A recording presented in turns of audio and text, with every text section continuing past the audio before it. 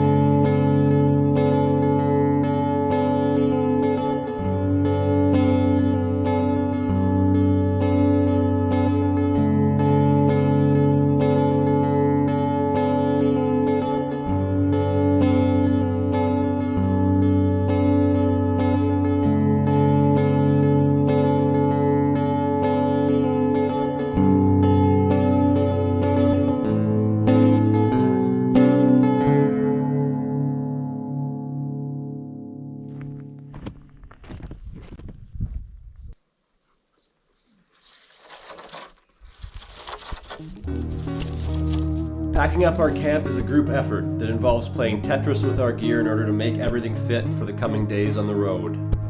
We always put in the effort to only leave behind natural materials like poles from our bushcraft structures and the rock fire pit behind when we leave, in hopes that somebody will make use of them.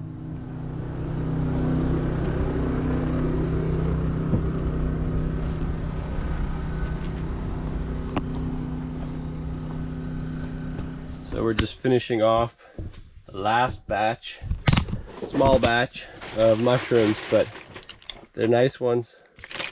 A lot of them are like that. They're gorgeous. And I'm going to show you now, this is how we keep track of our temperature. Okay, so we use this laser temperature gun. So, I point at the wood stove. It gets pretty hot. So I'm in Fahrenheit right now. I point it onto a mushroom. 147.9 on the bottom. Around 150 is pretty ideal. With the way we dry, we can go a little bit hotter without damaging the mushrooms, but the baking point, if you have dry mushrooms, at which point you've toasted them, is 300 Fahrenheit. So you don't want to go anywhere near that. So the highest we have ever put it was 180, but ideally you want around 150. Of course, if there's still a lot of moisture in the mushrooms, if you put them in here too early, even 150 could be too hot. So if you put them in here when they're 80% dried, you can comfortably have them at 150 for that last 20%, and you won't have any risk of cooking them. These are about 90%. Bag up these dried spruce tips. Now these take forever to dry, but we managed to keep their color on most of them, which is nice. Fireweed tea here. Fermented fireweed tea. Just grating this last batch of mushrooms here. And these are beautiful mushrooms. Most of them are good, but just to show you, even in this new flush, the one that's coming now, there was a mushroom, it was a greenie, and it had worms in the bottom. So other ones are all good, but that's what's going to happen here, is this whole next flush is going to get worms. With these worms showing themselves and what I experienced here 3 years ago, that's a pretty good sign that we're making the right call to leave. Because I don't feel good about picking product that has worms in it. Those are the choices we make. We're gonna leave. For anyone wondering, the worms are harmless, but they're not our preferred protein. So we do what we can to avoid harvesting them. Anything that we miss takes longer to dry, which makes them stand out during the grading process on our heat racks. Now our entire drying setup will condense down into the truck, including the wood stove, generator, and ducting. And we'll keep it ready to go for the next time.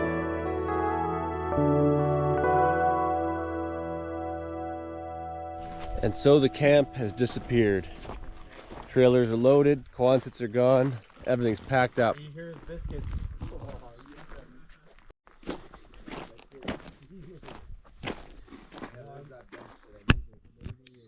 So all we're leaving behind is a fire pit and some other natural materials that were here when we arrived.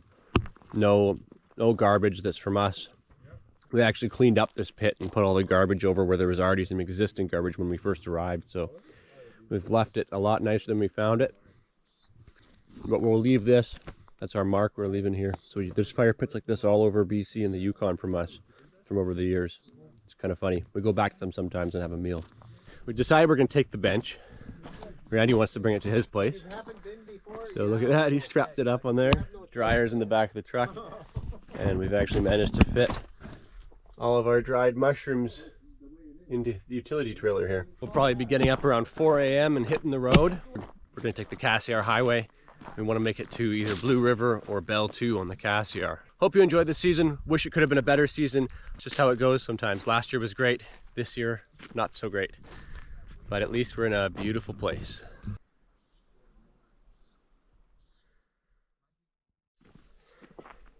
We've just spent more than 30 days sleeping in the wilderness in the central Yukon, right near the junction of the Gold Rush Trail and the Silver Trail. So we're just about to start our nearly 3,500 kilometer journey home.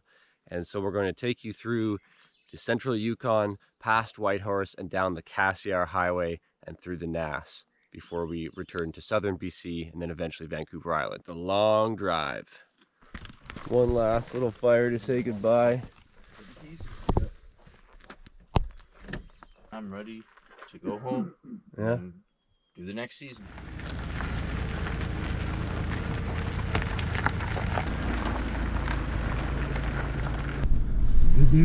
Yep, you're good. Nobody for another 200 kilometers. Yep. We haven't seen darkness in over a month because it doesn't get dark up here near the solstice, near June 21st.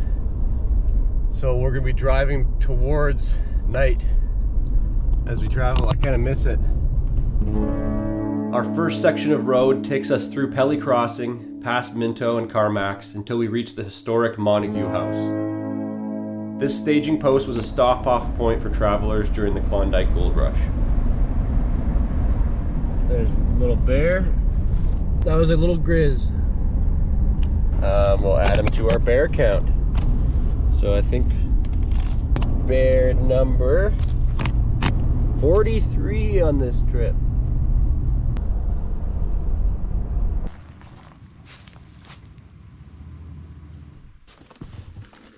Now this is a remaining building from the Klondike Gold Rush. Still standing.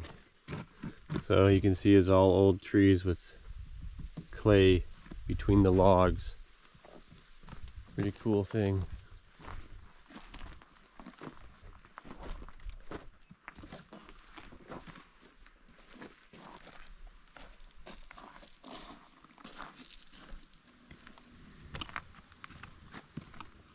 And that's all that's left. Over 100 years later.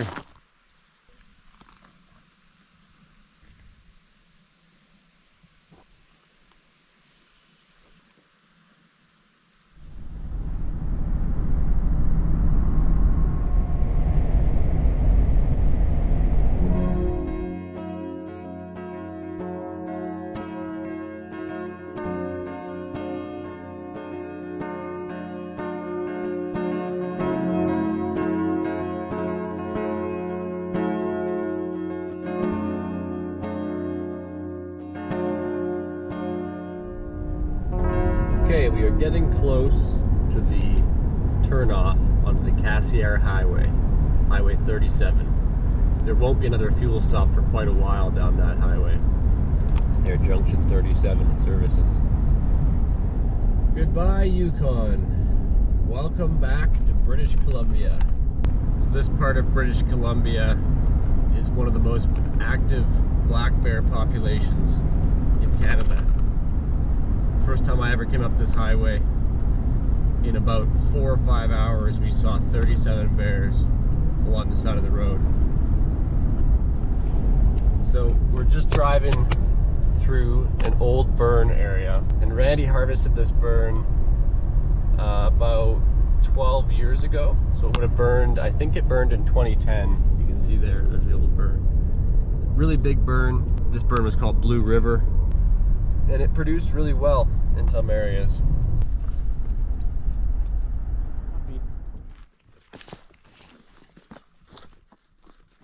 We're gonna stop, have some coffee and food, and I'm gonna fly the drone over this old burn. Beautiful little lake here.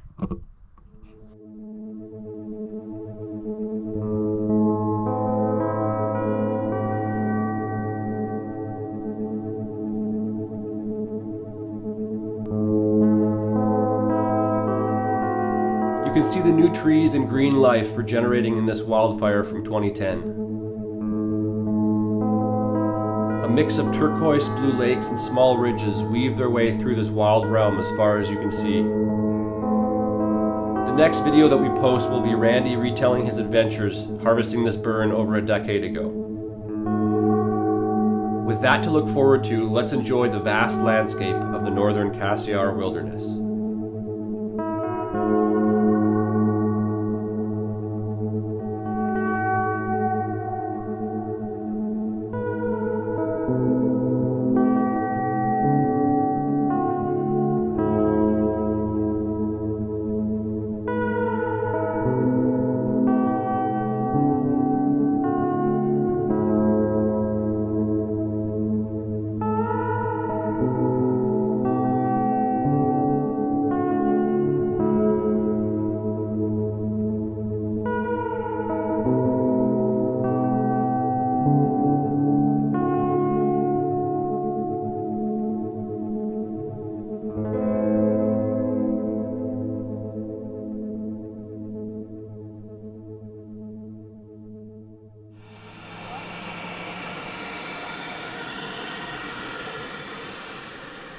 So it's only just after 5 p.m. so we're gonna keep heading down the road. Had a nice little coffee break. We're in northwestern BC right now on the Cassiar. We're still in the boreal forest here, even though it's all burned. It is a boreal region. But as we come down this highway, it becomes more hemlock and pine with some spruce rather than being spruce and pine dominant. There starts being a lot more hemlock. You even start seeing some fir and some cedar. So the further we go south into this wilderness, the more the forest will change into rainforest. You can see here we're already getting into forest that has taller trees than the majority of the Yukon. We're only about 45 minutes south of the Yukon border now, and it's already starting to transition.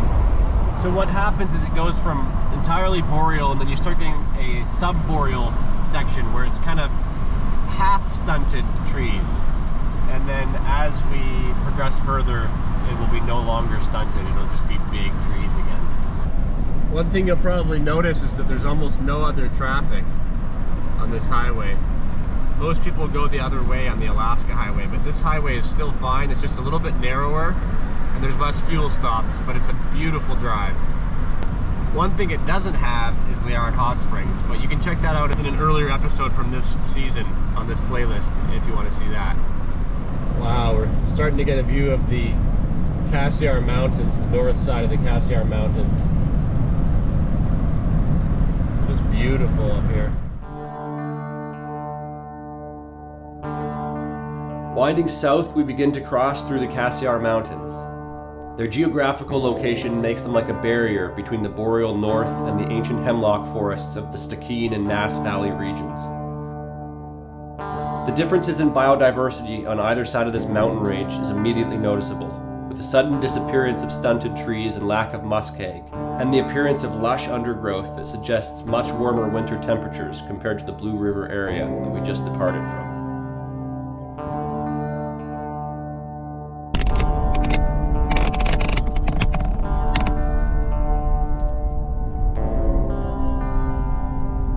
We're getting close to the Stikine River, which is quite an amazing waterway, and we'll try to find a campground near there. Okay, so we stopped for the night at the Stikine River. Now this is one of the mighty rivers of British Columbia. It goes through some pretty amazing places. Surprisingly, the water's pretty warm, so it's kind of late tonight, but I might go in there in the morning and freshen up. There's the big bridge over the river. Now this is total wilderness here. There's a lot of wilderness outfitters as you go that way over the mountains and that way over the mountains. And yeah, that's swimmable. I mean, it's cold, but it's not too cold. I'm not numb yet. So we're just gonna set up here for the night and get some sleep. Gonna have to stay near the shore if I go swimming. It just came out of the river and it was awesome. Feel totally refreshed. Those guys are just going in now. That was nice and warm. It's cold. That was warm. All right, that was a long day on the road. We started at 5:30. What time is it right now? And it's now 10 p.m. So we're gonna have a little bit of food and then call it a night. Get some sleep. Another big day tomorrow.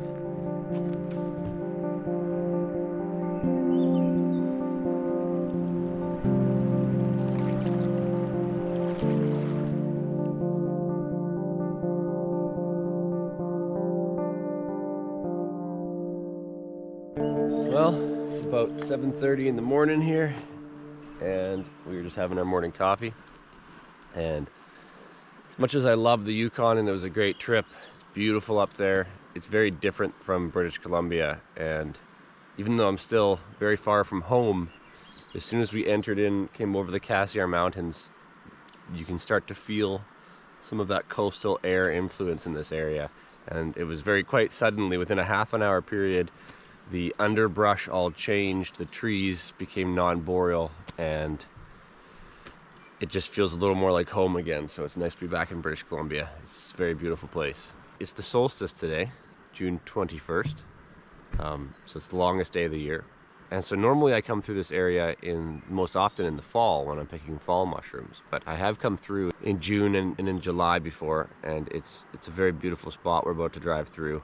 The trees just keep getting bigger, and then it just becomes denser moss-covered forests before eventually coming down into central British Columbia. So, hope you're enjoying this journey home, and let's get back on the road.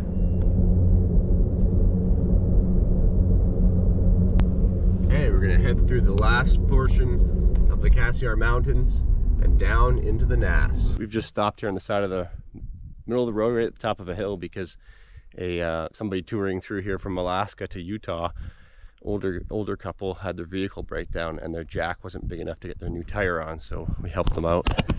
There's their vehicle back there, and it was in kind of a dangerous spot, so we stopped on either side, put our hazard lights on, jacked it up, got the tire on for them, and that's our good deed of the day. The guy who had his vehicle break down was nearly 80 years old, and being on this highway, this narrow road, trying to deal with that at that age is challenging, especially when you don't have the right gear. So glad we came along and helped him out, and I hope he has a nice journey home to Utah.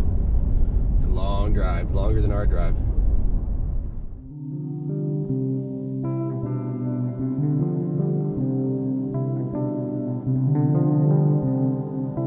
As we start to enter the upper Nass, it suddenly feels like summer. Warm, humid air, lush semi-rainforest, and the smell of fresh green plant life and wildflowers that is iconic to the coastal influenced parts of BC.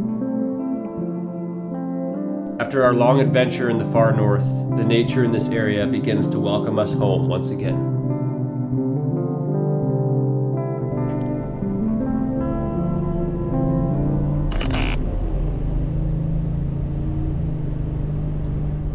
All right, we have stopped at the Cranberry Zoo, which is a famous pine mushroom camp buying area. Nobody here right now because it's the middle of summer, but we're gonna have our lunch here. So I personally, with Randy, have had a huge buying station over there before. Yeah, this place can sometimes be full of campers and tents and people camping all around. Not so much in recent years, but in the past, up to 2,000 or 3,000 people could be here. Okay, we're making a nice roadside meal. Taters and carrots, some cauliflower. We'll have steaks going in with some onion and barbecue sauce. Of course, coffee.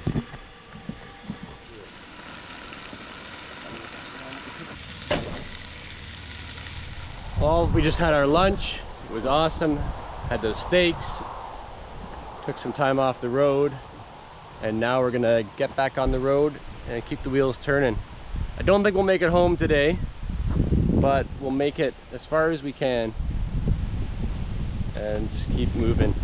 Gotta travel down to the small town community of Kitwanga, and then from there we start heading east until we meet up with Prince George, and then we start going south again.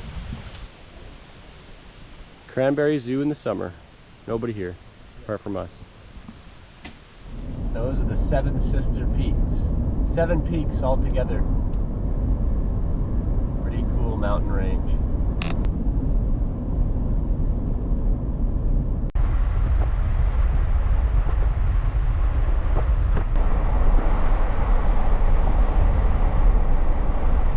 Well, we're about an hour and a half away from Prince George, heading east, and we've stopped here. Look at these Saskatoon berries. These are also called service berries, and they are abundant in BC. They're pretty good. We've made fruit leather and a number of different things with these over the years.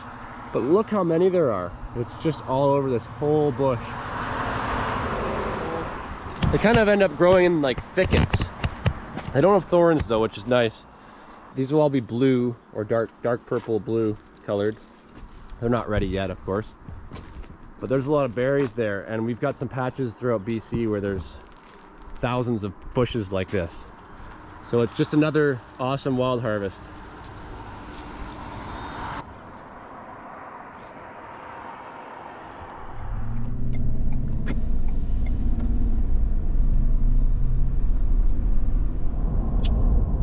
Okay, we've had a long day of driving, and last night I went to sleep before it got dark out. So this is actually the first time I've seen darkness in 5 weeks. To see darkness again after you're away from it for so long, it's a little disorienting. Another random camp somewhere in British Columbia. This time we're in a campground. After being in the Yukon, this feels like civilization again.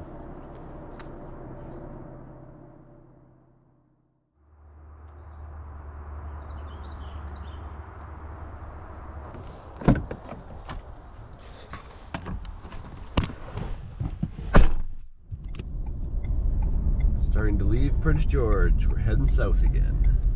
And somewhere that way is home. Since it never got dark in the Yukon, it's kind of just felt like one big day. So we basically just commuted to work for 3,000 kilometers, and now we're commuting back over a month later. But in all seriousness, it is a little over $2,000 total for all of us, for both vehicles, traveling one way. So it's not a cheap thing to do. Over $4,000 just in traveling to and from where we were in the Yukon, and then all of our other expenses while we were there. It does really add up. And to have a not so great season with all those extra expenses is another added level of challenge. But that's how it goes with wild harvesting. You can't always strike it rich. Sometimes you have a hard season, and hopefully our summer harvesting outweighs the spring harvesting and makes up for it. Another bear. Let's see where we're at here. That's bear number 56 on this trip, from the time we left home till now. 56 bears. We are all eager to get back to Vancouver Island to enjoy a short break following the season. The island is an incredible place during the summer, with all of its picturesque swimming rivers, beaches, and rainforests calling our names. First, we must pass through central and southern BC before making our way through the southern coastal mountains to the ferry. This is the final stretch of our drive, but we know it won't be long before we're back on the road to do it all over again. Well, in the last 24 hours, we've gone from northern rainforest and all the way back into the Canadian desert. There's the CPR, the Canadian Pacific Railway, and the train going on the tracks right there. And these trains are massive, and they'll run all the time on both sides of the road, both sides of the river. We're going to travel through the desert here, through the Fraser Canyon, which you probably saw on our journey up. If you want to check that out because you haven't seen it, you'll see that in the first episode from this playlist. And soon we'll be going back down into the Fraser Valley and into the coastal humidity, which I'm looking forward to. Skin is all dry and cracked. Need some island air, yeah. Unfortunately, we weren't in the Yukon for long enough to show the flowers on the fireweed plants when we were harvesting fireweed a number of episodes ago. But there's some in southern BC here where they are flowering, and this wanted to show you. That's what the flower looks like. This one's about 50% open, so the top still needs to open. It becomes even more vibrant as the whole thing opens. But these are fully edible if it's the correct type of fireweed. And you can take these flowers and make sort of a jelly out of them, and that's quite good if you season it nicely. So it's just such an abundant plant. Like, we've been seeing fireweed all the way from the Yukon, central Yukon, and now we're in southern BC, and it's been here the entire way. It's definitely something that isn't utilized as a food as much as it could be.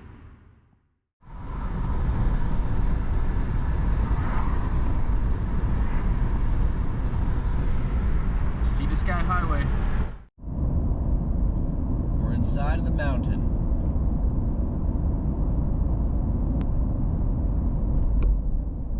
We're out of the mountain. Well, this time we've decided to go right through Vancouver, over the bridge to the other ferry. And a little more traffic to deal with, of course, going through the city, but it takes us closer to home once we arrive on the island. So check out these bridges here.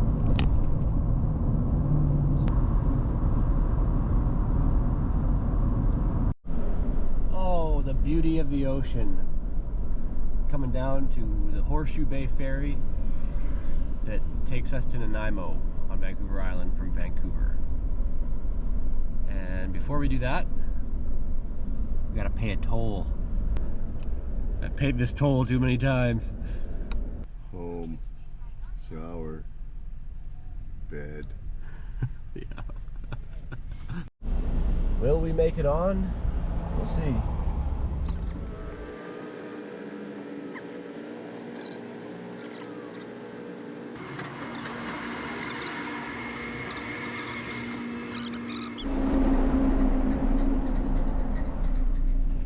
Not used to this civilization and technology after being in the Yukon for so long. Where's the bug though? Does it work on people?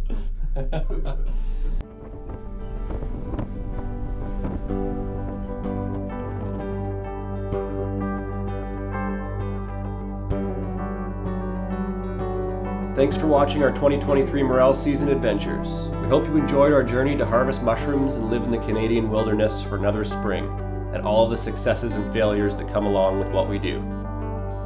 If you're interested in a movie version of the season, similar to what I did with our 2022 season movie, then let me know in the comments, and maybe I'll put that together. See you next time, everybody.